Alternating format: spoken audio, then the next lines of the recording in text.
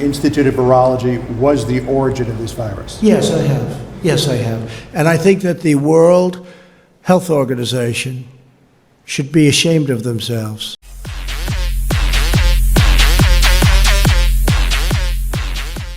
You said that China, it's possible they could have chosen not to stop the spread of the virus. Are you insinuating they intentionally let it spread? Well, they could have done it, and I'm just saying, well, one of two things happened. They either didn't do it, and they couldn't do it from a competent standpoint, or they let it spread. And I would say probably it got out of control. But there's another case that how come they stopped all the planes and all of the traffic from going into China, but they didn't stop the planes and the traffic from coming into the United States and from coming into all over Europe. I mean, look at Italy. Look what happened to Italy. And it's very lucky. This country is very lucky, and I'm very lucky that I put the ban on China. As you know, very early on in January, we put the ban on in China, and that was a very early date. That wasn't a late date. That was an early date. Then we later put the ban on in Europe. And if we didn't do that, as Alex knows, we would have had a problem like you wouldn't have believed. We would have had a problem much bigger. But then you take a look at what happened to Italy. A lot of those people went to Italy instead. And it's been a very, very tough place, Italy. And then on holding them accountable, is that something you prefer to do now in the next few weeks? No, I don't want to do that. I want to find out what happened. I think we'll be able to get a very good, very powerful definition of exactly what happened. We're working on it strongly now, and I think it's going to be very powerful. But they could have stopped it. They are a very brilliant nation, scientifically and otherwise.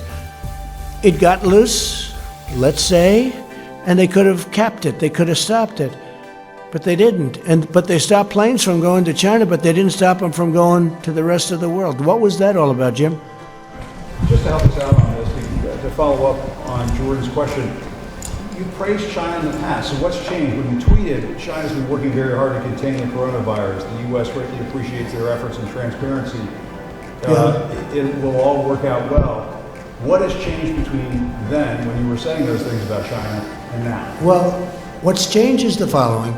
We did a trade deal and everybody was very happy. There's nobody ever been tough on China like I've been tough on China. I got elected, at least partially because of borders and military and different things, but one of the things I'd say is how China and other countries are ripping us off. So recently we signed a trade deal with China a number of months ago. China's buying billions of dollars worth of our product, our farm product and other product, manufacturing product, and it's been a great deal. But then we noticed a virus, and it's not acceptable what happened. It came out of China, and it's not acceptable what happened. And now what we're doing, Jim, is we're finding out how it came out. Different forms. You've heard all different things. You've heard 3 or 4 different concepts as to how it came out. We should have the answer to that in the not too distant future, and that will determine a lot how I feel about China. But when I was very rough with China. I mean, Biden, as an example, the previous administration, they let China rip off this country like nobody's ever ripped off this country. Now, what I did is I took that, Coronavirus. Jim, I took that and I made it into a great deal for our country. But after that, all of a sudden we heard there's a virus and a virus is coming in. That changes my mind very greatly. That's a whole different thing. So you can have good trade deals. That was earlier on, the trade deal. I made the trade deal earlier on. And it's a great deal. We're taking in billions and billions of dollars of money in different forms, including the fact that we have a 25% tariff on $250 billion.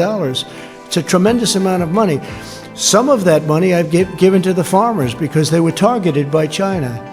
And I gave $12 billion, I gave $16 billion, and this year we're going to be giving approximately $19 billion to the farmers. But, well, something happened. I don't say misleading or not. I'll let you know that. I mean, I'll be able to give you that answer at some point in the hopefully not too distant future. But I will tell you, you take a look at what happened to this world. A month and a half, 2 months ago, we had the strongest economy in the history of the world, and all of a sudden I have to close the economy, I have to close the country. So we've had tremendous death and tremendous sorrow, and sadness, and Nobody's ever seen anything like it. And so have most of the countries of the world. Think of that, most of the countries. 184, you tell me, it's probably low right now, because I've been saying 184 countries. They've suffered tremendously. It's something that is going to have to be dealt with. Going to have to see. High degree of confidence that the Wuhan Institute of Virology was the origin of this virus. Yes, I have. Yes, I have. And I think that the World Health Organization should be ashamed of themselves, because they're like the public relations agency for China. And this country pays them almost $500 million a year, and China pays them $38 million a year. And whether it's a lot or more, it doesn't matter. It's still, they shouldn't be making excuses when people make horrible mistakes, especially mistakes that are causing hundreds of thousands of people around the world to die. I think the World Health Organization should be ashamed of themselves.